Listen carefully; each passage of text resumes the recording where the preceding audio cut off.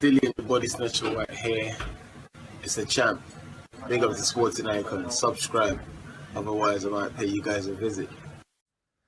Okay, so Tyson Fury has swapped the big babies around. Big Baby Jarrell Anderson, who of course got injured, for Big Baby Jarrell Miller. So Big Baby Jarrell Miller is now part of Tyson Fury's training camp.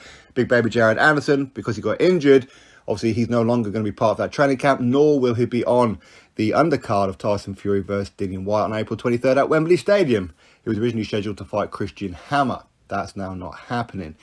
Now, only 4, maybe even 5 days ago now, I did a video where it was put out there that Big Baby Jarrell Miller is eligible to apply for a boxing license in America from June the 16th.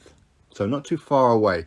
Obviously, a lot of people had their reactions to it. For the most part, people are condemning him. It's one thing to have like a one PED in your system. You could probably overlook it from a certain perspective and say, well, accidental, how did it get in there? But when you have multiple, that's definitely an eyebrow raiser. And when you're given an opportunity to come back and then you fail again for multiple, or at least so we're led to believe, it's not a good look. And obviously a lot of people are saying how Big Baby Jarrell Miller should never box again, and no promoter out there should promote him again. Nobody should work with him, and he should be banned for life and all that kind of stuff. And at the end of the day, I'm not saying you're right or you are wrong. I'm saying that you're entitled to your opinion, no matter how you look at it. But what I do know, especially on like some of the comments here on YouTube and across social media, some of the very same people saying that, Tyson Fury fans. So are they going to hold the same energy saying Tyson Fury should not be bringing him in? Or are they going to pretend that they haven't seen this video and skip past it? I don't know what they're going to do. Either way, listen, is it a good sparring partner? I don't see anything that's similar between Dillian Whyte and Jarrell Miller. Weight-wise, Jarrell Miller is much, much, much heavier. The reach, I think Dillian Whyte may have a bit of a longer reach. Hand speed, Big Baby Jarrell Miller, of course, has got more hand speed. But again, Big Baby Jarrell Miller, he's been out the ring since how long now? Since way before he was supposed to fight Anthony Joshua. He hasn't had a fight since. So he's bringing in, if you want to call it, a ring rusty Jarrell Miller. And if he's off the PEDs, who knows how good he actually is right now? Who knows?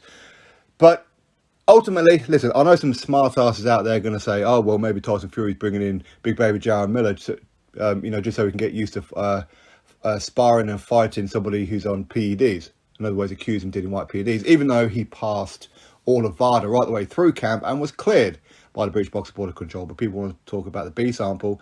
Listen, the very same people who mention those kind of things, are you forgetting Tyson Fury has a recent 2-year backdated ban on his resume for PEDs? Is it Nandrolone? Are you forgetting that? So we could always twist it and say, well, that's 2 PED cheats trained together. Hey, but let's not go down that road. As far as the sparring partners is concerned, Tyson Fury, he's got Martin Bakole in there as well. As I said, Big Baby Jarrell Anderson, he's no longer part of that training camp. I believe Joseph Parker is part of this training camp as well. When it comes to Dillian Whyte, there are a couple of sparring partners. Maybe I'll actually do a separate video on that one as to who it is that Dillian Whyte is sparring as well, which is pretty good. Pretty good.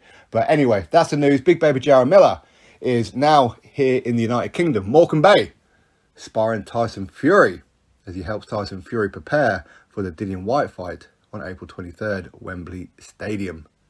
Drop your thoughts below, click thumbs up, subscribe, and I'll catch you on the next video.